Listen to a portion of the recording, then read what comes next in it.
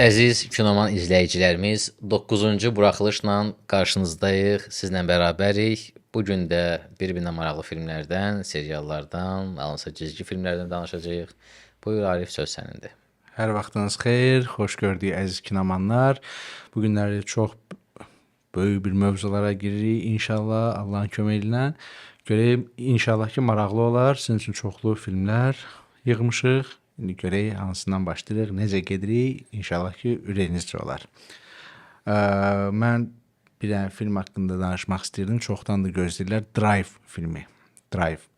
Deməli, filmi Danimarkalı rejissor çəkib, Nicholas Winding Refn. Bu rejissor əvvəl Danimarkada, öz vətənində çox güclü filmlər çəkib. Yəni kriminal dramalar filan. Bu filmin Drive-ın çəkilişinə Ryan Gosling təsdiq olunanda rejissoru özü seçdi. Dedi ki, mən bu rejissorun dəsti xəttinə bələdəm. Mən istəyirəm ki, o çəksin filmi. Və onun xahişini yerinə yetirirlər. Refnlə əlaqə saxlayırlar, çağırırlar, o da razılıq verir. Ryan Goslinglə işləməyi çox istirdi o da. Çox gözəl heyət yığılır. Kelly Mulligan, sonra Oscar Isaac, Ron Perlman, Bryan Cranston, ən əcda aktyorlar çəkilib. Film özü belə, necə deyim sənə, bir neçə filmin qarışığıdır. Diqqətli kinomanlar dərhal hiss edəcəklər. Orada Clint Eastwood'un adsız qəhrəmanını da hiss eləmək olar Sergio Leone'un filmlərindən. Alain Delon'un Samuray filmindəki qəhrəmanı da görmək olar. O da elə sakit, səssiz, minimalist bir qəhrəmandır. Məsləhət görəm Samuraya baxasınız. Çox gözəl filmdir, fransız filmi. Sonra eyni ilə elə bir neçə adsız qəhrəmanlarla əlaqəli qəhrəmanlar, misal üçün Michael Mann'ın Oğru filmi, sonra Detektiv Bullitt, Steve McQueen'in filmi. Yəni bütün bu obrazların, bütün bu filmlərin qarışığından alınmış 80-lərə bir ammaj, bir o vaxtın o neon üslubuna bir ammaj, gözəl bir qəhrəman yarandı. Yəni onun da özünün stilistik geyimi var, ağ belə kurtka geyinir, belində sapsarı əqrəb loqosu. Filmin özünün çox gözəl çəkiliş üslubu var. Komiksə bənzərliyi də var biraz. Çox gözəl filmdir. Yəni məsləhət gördür, baxılsın. O tipə biz noir deyilir hə? Noirdır. Noir səhnələr var, doğrudan da var. Yəni Ryan Gosling özü orada az qaldı robot kimidir. Taxi Driver hətta o film hiss olunur. Robert De Niro'nun filmi, Martin Scorsese'nin ilk filmlərindən.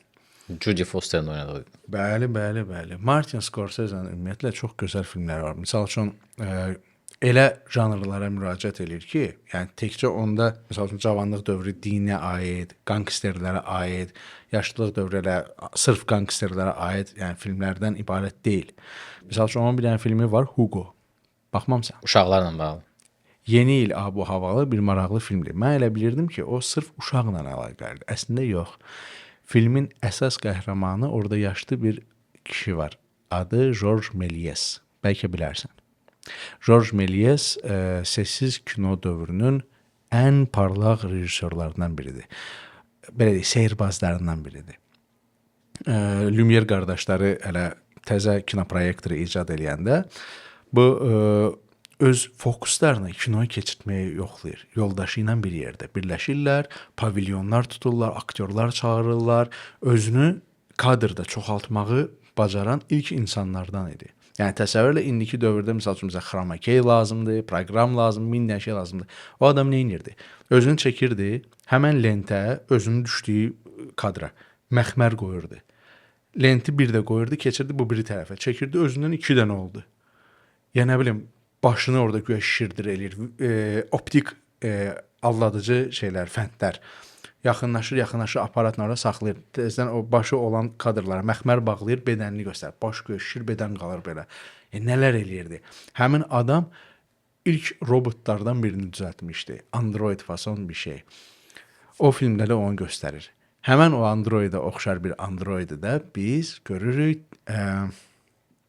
Giuseppe Tornatore'nin filmində ən yaxşı təklif. Lучшее предложение.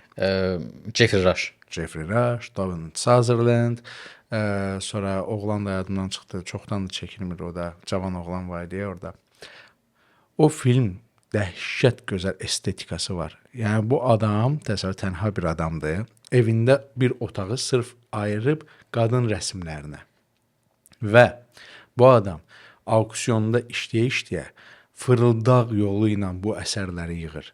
Özünün belə deyək də az istedadlı rəssam dostunun hesabına auksionda fırıldaqlar eləyir. Kimlərsə götürür buna sənət əsərini baxır deyir ki, bu deyir şeydir, saxtadır, amma əsildir.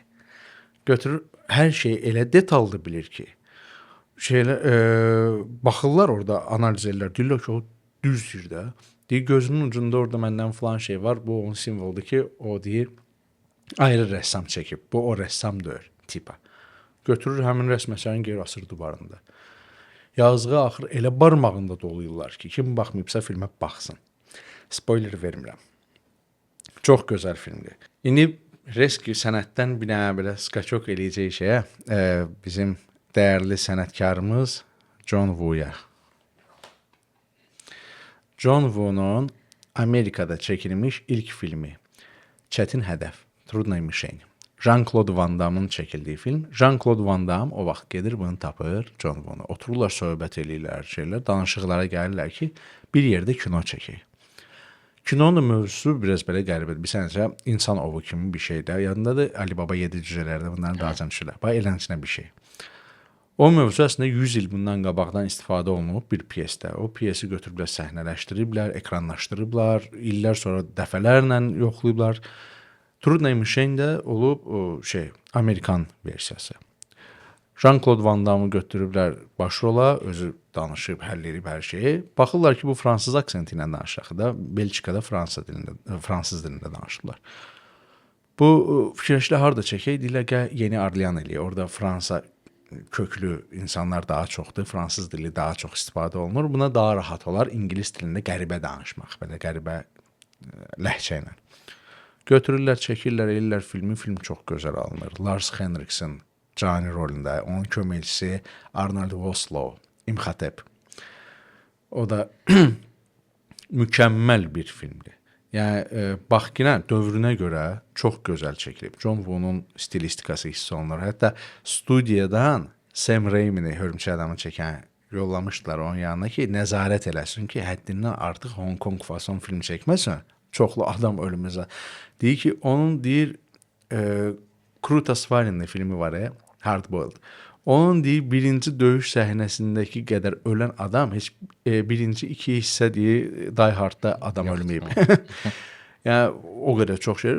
Yox, narahat olma. Sam Raimi gəlib heç qarışmayıb da. Uzaqdan belə baxır, otururlar kafedə söhbət edirlər sevdikləri kinolardan filan. Amma ən çox Jean-Claude Van Damme qarışırdı. Bunun əsəblərində oynayırdı. Bu səhnəni qurur, kameranı qurur, bir qəbir. Yox, oradan yox, buradan çək. Mənim deyib bitsipslərimi yağlamışam, bu bitsipslərimi oradan daha yaxşı çəkərsən. Məndən falan yerdən belə çək, elə çək, neyinə? Kino çıxır, qəşəng də reaksiyalar alır, hər şey gözəl olur. İllər sonra ikincisi çıxır Scott Adkins'dan, heç bir aidiyyəti də yoxdur. Amma illər sonra soruşurlar Jean-Claude Van Damme'dan ki, necə bir təəssürat yarandı John Woo-la işləməkdən. Deyir, John Woo, deyir, əla sənətkardır. Deyirlər, deyir, narazı qalacaq, deyir. Bu, deyir, qarşılıqlı iki tərəfli bir anlaşma idi. Və biz deyir, işimizi apardıq, iki tərəfli, öz işimizi gördük. İllər sonra deyir ki, atdı mənə deyir zaraza. O, necə ata bilərsən? O prosto gəlib görüb ki, sən onu qoymursan yaradıcı azadlığına işini görsün. Ona görə də sıxıldı, qısıldı, çıxdı, getdi.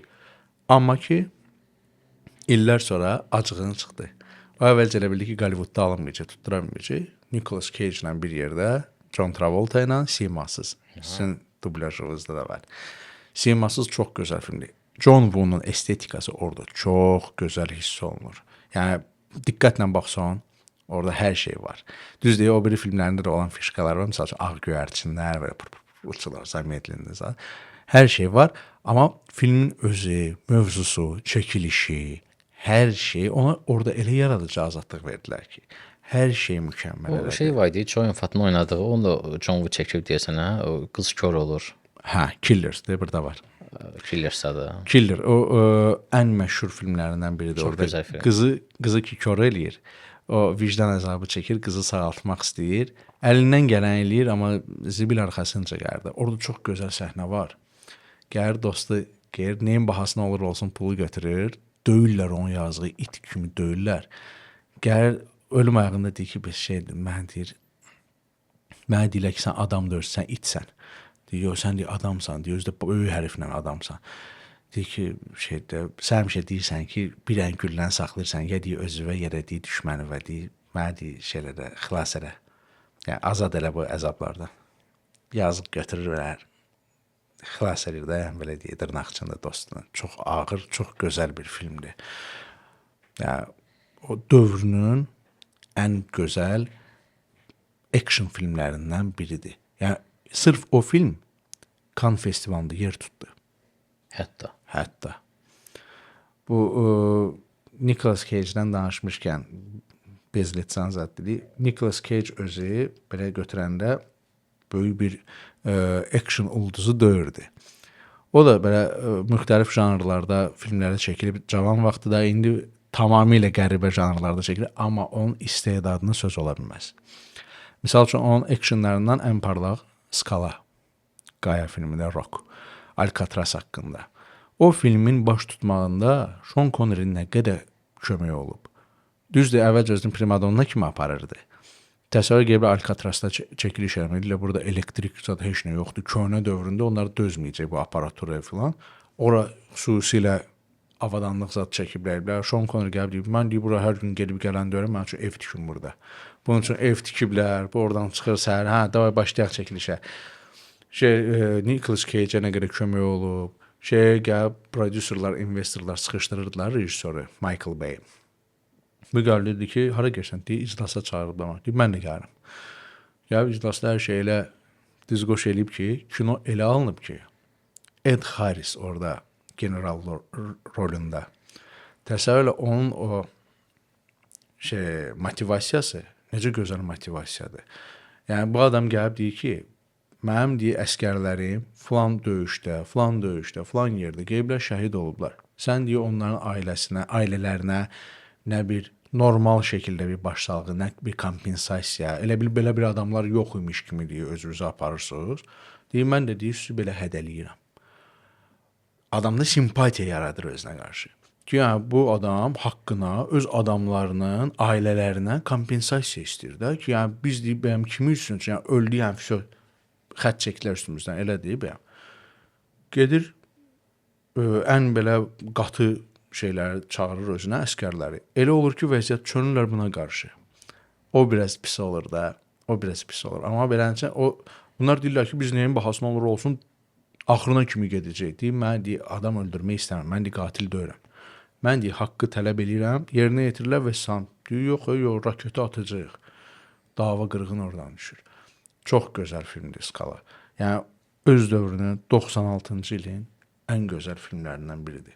Sean Connery'nin misal üçün gözəl bir komiks filmi də var.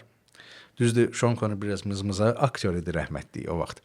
Amma Stilyaqa idi. Stilyaqa idi. Yəni təsəvvürlə bu adamı James Bond istəmirdilər olsun. Amma yaxşı ki oldu. Castingdən keçmişdi. Boylu, yəni model idi deyəsən. Boylu, buxunlu, görkəmli, hər şey yerində. Ağzını açdı, dedilə bağla. Danışmasan yaxşı. Şotland ləhcəsi lazımdır bizə. Biz İngilis agenti haqqında çəkirik. Getdi, kurslardan keçdi, lingvistlə danışdı, şeylədi, gəldi tezdən ki, yox, mən istəyirəm o rolu. Elə keçdi. Amma deyim ki, bu James Bondlardan bu söhbət düşmüşkən də mənim aləmimdə Sean Connery, Pierce Brosnan biraz da Daniel Craig yaraşıb. James Bondda məsələn Roger Moore o qədər də mən heç görmürəm. Timothy Dalton da simpatik aktyordur. Deyilənə görə Timothy Dalton sırf o Ian Flemingin yazdığı James Bonddur. Gəli baxaq. Bu da bir siyasətdir ki, bütün aktyorlar sırf ingilisdir, onları çəkirlər. İngilis agenti haqqında. Amma bu dəfə nəsə deyəsən yenililik eləmək istədilər bir ara. Demişlər deyəsən qara dərili çəkmək istəyirsən belə. Bir ara istədilər kombo eləsinlər, qara dərili qız. Sonra bağlandı o söhbət, nə yaxşı ki bağlandı, amma müəllif haqlarını Flemingin ailəsindən alıblar. Yəni bundan sonra kim nə istəyir eləyə bilər. O biraz pisdir də. Amma təzə oyunu çıxır, çox maraqlı oyundur. James Bond'un. Yəni baxsan xoşuma gələcək. Neyse, kinolara davam edeyim. Tamam. Ben deyirdim ki Sean Connery'nin komiks filmi. Liga Выдающихся Джентльменов. Ən gözəl filmlərindən biri və onun karyerasına son qoymağın səbəblərindən biri. Film batdı axı. Amma buna baxmayaraq, təsəvvür elə Avengers-dan qabaq, bu qaqaşlardan qabaq biz baxmışdıq dünya ədəbiyyatının ən parlaq nümunələrindən olan personajların kollaborasiyasına. Kapitan Nemo, Tom Sawyer, gözə görünməz adam Herbert Wells'dan. Sonra Dr. Jekyll, Mr. Hyde, o da səhv eləmirəmsə Stevenson. Sonra Alan Quatermain.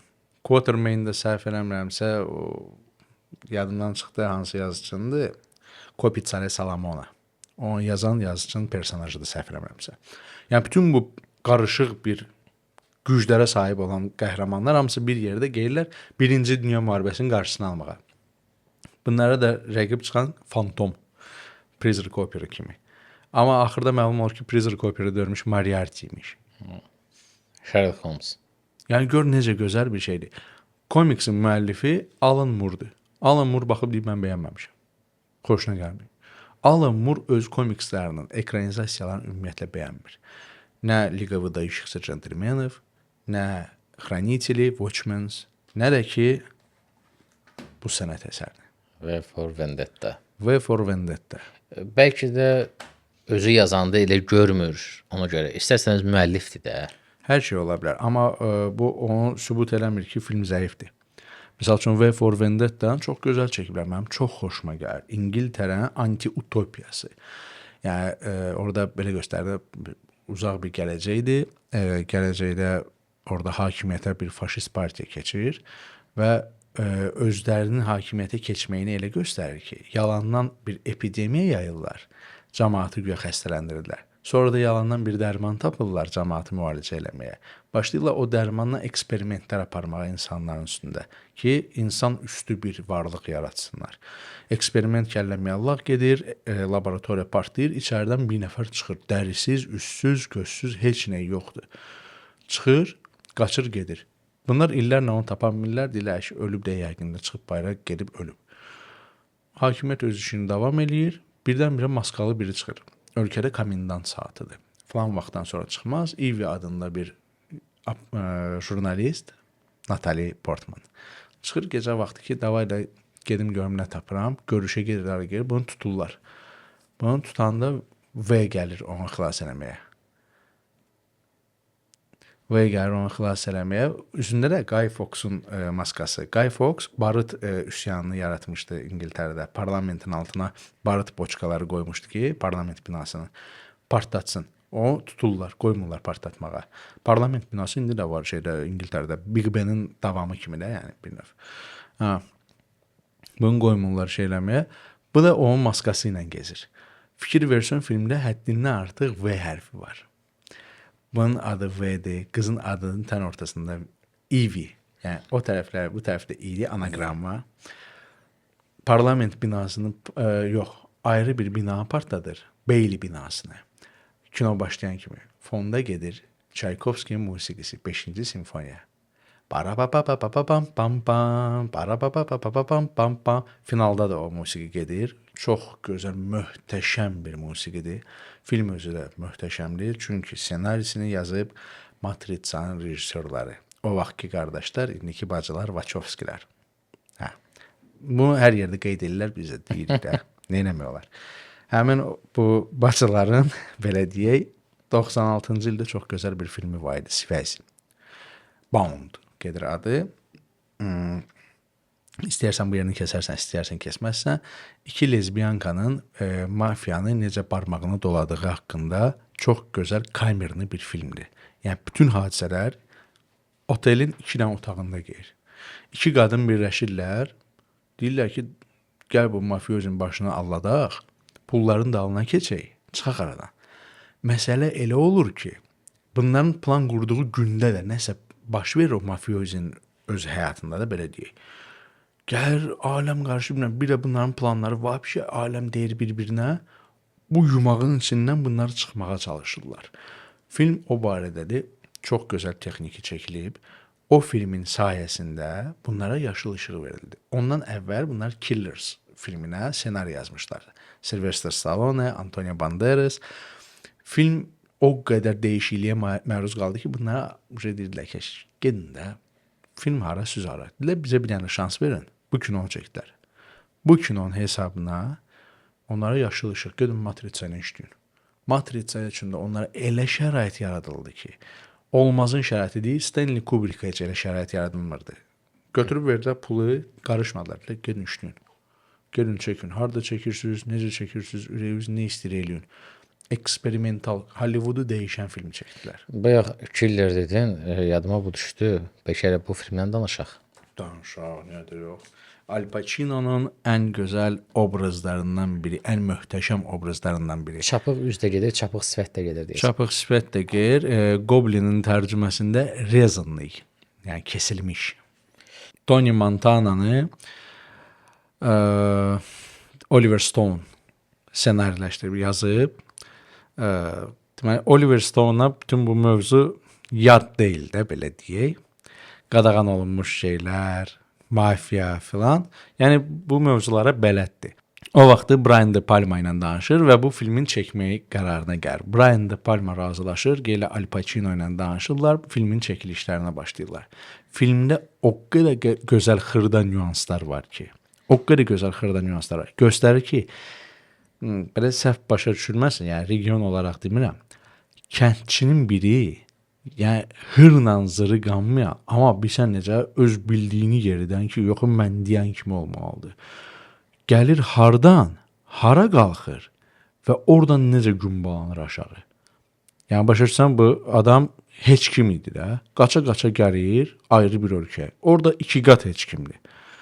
Kimlərinsə hesabına qabağa düşmək üçün gəlir özünü göstərir. Gəlirlər deyirlər ki, bəs bir dənə iş görməyə lazımdır. Filan qədər verir.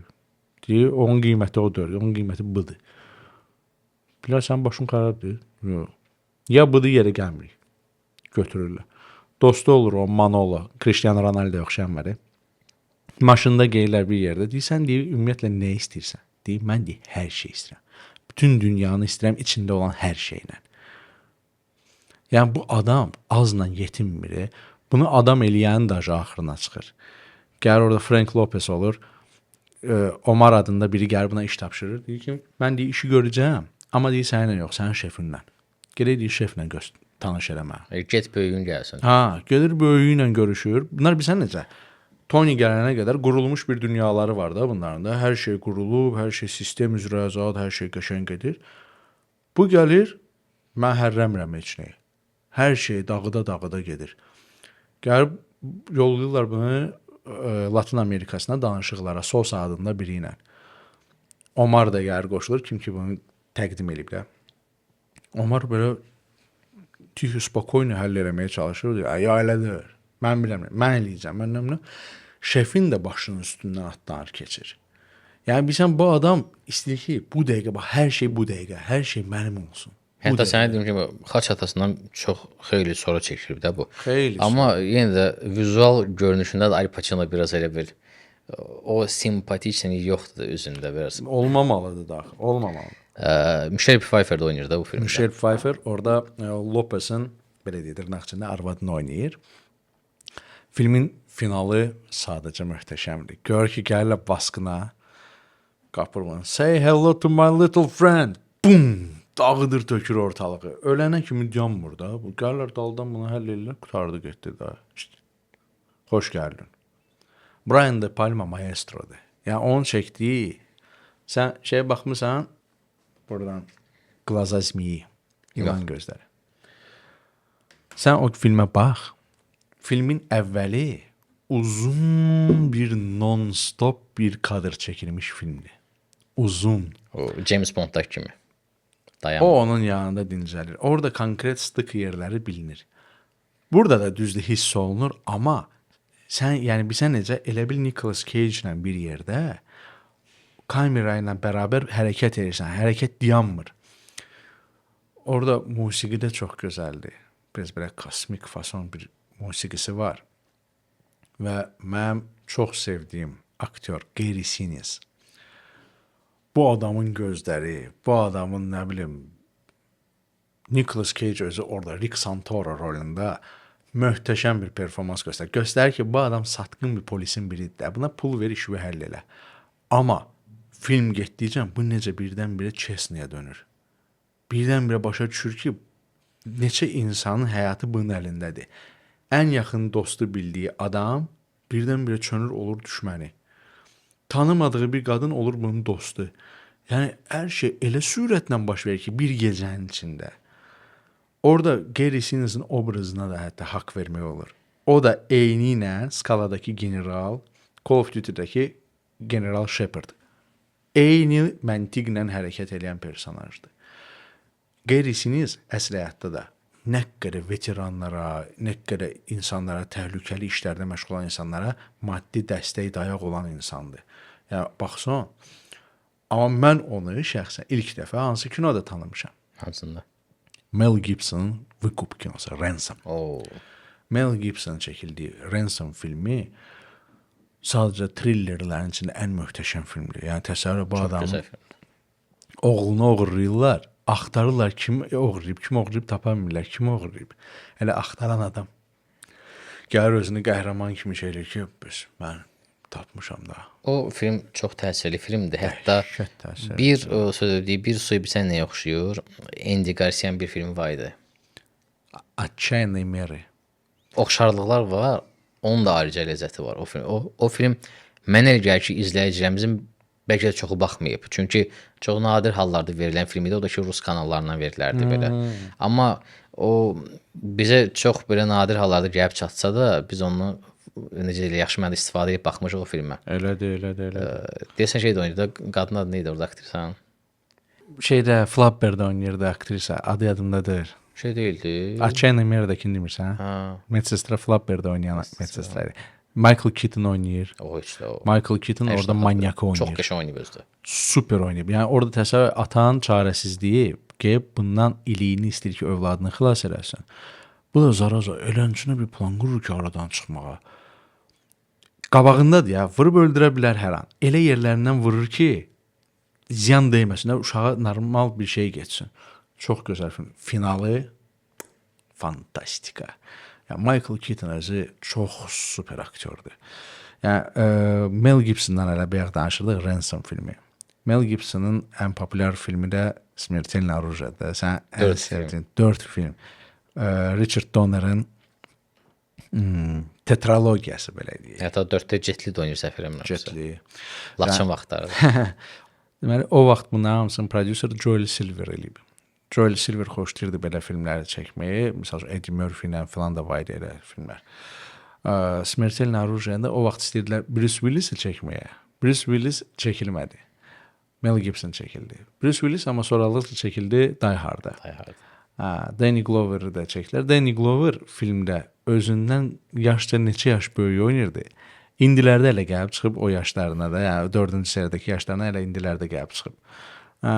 Yəni film çox gülməlidir. Əvvəl mraçlı idi, tonu çox tünd idi. Shane Blake yazmışdı ssenarini. Dedilər ki, çox qaranlıqda, bunu biraz dəyişdir, bunu biraz maraqlı elə, biraz Gülməli olsun biraz. komediya qat.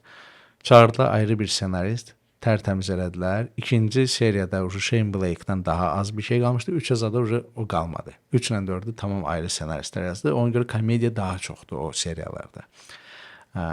Amma çox gülməli, çox maraqlı filmdir. Eric Clapton'ın musiqisi, yəni mövzular da maraqlıdır. Sən Mel Gibson dedin, onun Vazmezi filmi də var idi. O da çox qəşəng filmdir. Çox gözəl filmdir. O Son vaxtı ilə dövrlərdə bir 10 serialdan ilin filmi var ki, 10 il var çəkilib. O da çox təsirli filmdir. qızına görə geyir, qisas alır. Axırda gör ki, özü də radiasiyadan yəqinə qalır. Çox Ağır gözəl filmdir. film. Ağır filmdir, tonu çox ağırdır. Mel Gibson rejissor kimi də əladır. Rejissor kimi onun çəkdiyim məsəl üçün Apokalipsis. Apokalipsisi bu adam Mayaların mədəniyyətini çəkmək üçün gedib Meksikada gedib nə boyda tikili eləyib. Təsəvvür elə, nə hündürlüyündə bir tikilidir. Mayaların məbədi filan bunlardan geyim keçim neçə yüzlərlə statistlərə hər gün sırayla bunlara kostyumlar tikirdilər. Hər gün. Bunlarla məşqlər, Mel Gibson özü dəli kimi düşürdü ortalığa qışqıra şeyirdi. Yəni bütün hissi ilə bu adam bu filmin içində idi. Film özü də maraqlı bir mövzuda idi. Yəni təsəvvür elə o dövrü çəkmək üçün naturada gəlib cəngəlliklər, meşəliklər, zətlər haraları da gezib şeylə dolanmayıb. Bu adam şeyi də eləncə çəkmiş də, İsa Məsihin Strasi Xristovu. Strasi Xristovu eləncə çəkmiş də. Nə qədər yerlər gezmişdi, özü çox təhlükəli idi o. Deyilənə görə bu yaxınlarda da ikincisini çəkəcək öz cibindən. Çünki o qədər skandallar yaradıb ki bu adam. Buna heç bir studiya pul ayırmaq istəmir. Heç bir studiya. Deyirlər ki, sən İkinci necə olacaq ki? Birinci axı məlum məsələ idi orada. Hamıya da o maraqlıdır. Çarmıxa çəkildi orada. Həm deyilənə görə ikincidə gəlişini çəkmək istəyir İsa Məsihin. Nə bilim.